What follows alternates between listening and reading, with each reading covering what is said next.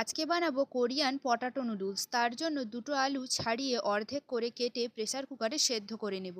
আলু বেশি সেদ্ধ করবে না, তাহলে এই নুডলসটা একেবারেই বানাতে পারবে না।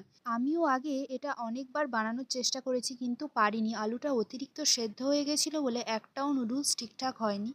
এবার সেদ্ধ আলুগুলোকে ভালো করে ম্যাশ করে নেব। এর মধ্যে কর্নফ্লোর 1 বাটি আর পরিমাণ মতো লবণ দিয়ে ভালো করে মাখিয়ে নেব। ডো থেকে লেচি কেটে গোল গোল করে নেব।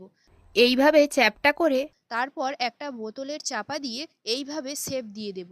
এইভাবে সবগুলো করে নেব। জল গরম করে নুডলসগুলো দিয়ে দেব। নুডলসগুলোর জলের উপর ভেসে উঠলে জানবে সেদ্ধ হয়ে গেছে। এবার অন্য একটা কড়াইতে বেশ খানিকটা সাদা তেল গরম করে নেব। এর মধ্যে রসুন কুচি দিয়ে হালকা করে ভেজে নেব।